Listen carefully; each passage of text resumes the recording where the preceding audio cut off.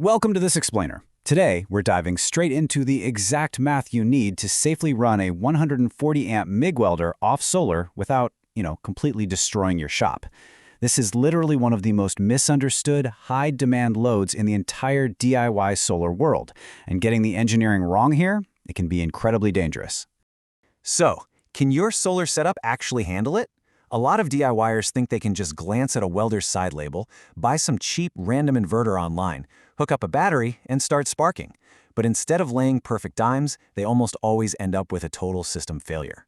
See, welders aren't these simple, steady loads. They demand huge, intermittent surges of power with incredibly fast current swings that can bring a poorly designed system to its knees in seconds. If you try to undersize your setup based on fantasy math, you are practically inviting disaster. We're talking abruptly melted cables, battery BMS overcurrent trips, severe voltage sag, and ultimately, a highly unstable arc that absolutely ruins whatever fabrication work you're trying to do.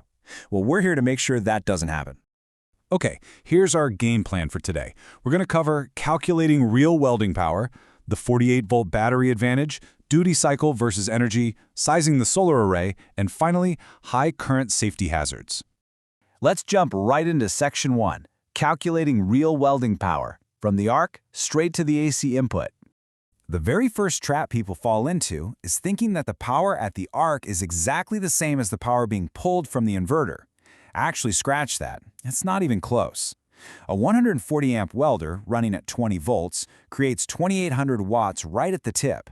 But once you factor in roughly a 15% efficiency loss from the internal transformer and the cooling fans, that machine is actually pulling about 3.3 kilowatts of AC input.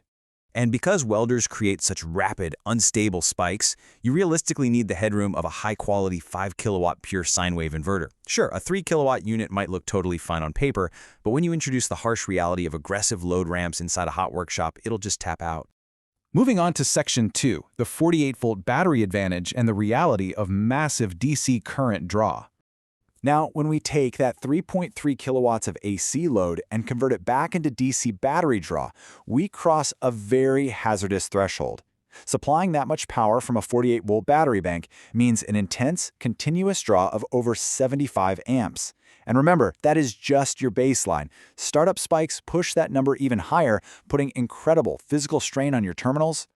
This is exactly why low-voltage setups fail so spectacularly. If you try to run this on a 24-volt battery bank, your current literally doubles to an absurd 150 amps.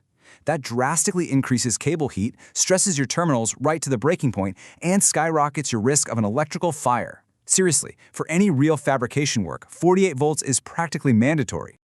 Okay, Section 3, duty cycle and energy, stopping the battery drain. Confusing power and energy is hands down the #1 reason DIYers dangerously miscalculate their battery needs. Let's think of power as horsepower. It's that intense, instantaneous stress your system feels the exact millisecond you strike the arc. Energy, on the other hand, is the size of your gas tank. It's how much total fuel you pull over an entire afternoon of start and stop fabricating.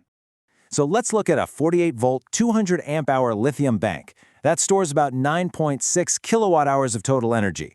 If we leave a safe 20% buffer, that still leaves you with roughly 7.7 kilowatt-hours of totally usable capacity. Since an hour of intermittent start and stop welding might only consume 3 to 4 kilowatt-hours, you've got plenty of margin. You just need to make absolutely sure your battery's internal battery management system, or BMS, can actually survive those massive 75 amp surge spikes we talked about.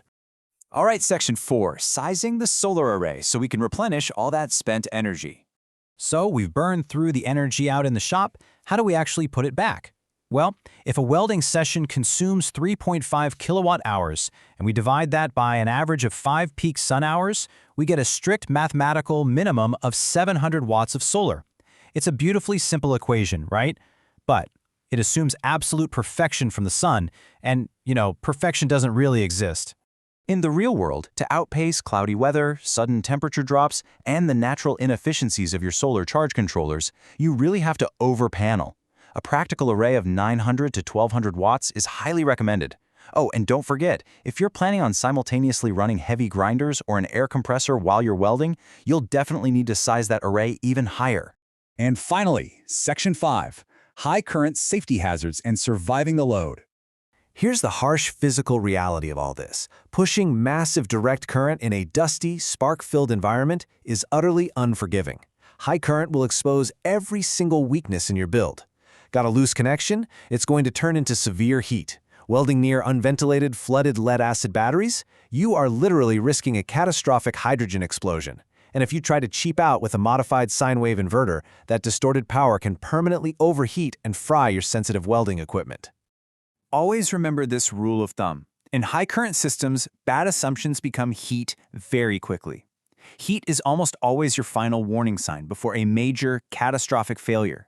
Your system absolutely must be designed for maximum instantaneous stress, not just average consumption. Here's a great pro tip for you. Hit your battery terminals and cables with a thermal camera right after a heavy load test. If anything is glowing hot on that screen, you have a massive safety hazard that needs fixing immediately. So, given the reality of transient spikes, massive DC current draws, and invisible thermal buildup, you really have to ask yourself a tough question. Is your DIY setup truly engineered to handle the arc, or are you just waiting for a meltdown? Take the time, do the precise math, size up to 48 volts, respect the instantaneous load, and build a power system that works just as hard as you do in the shop.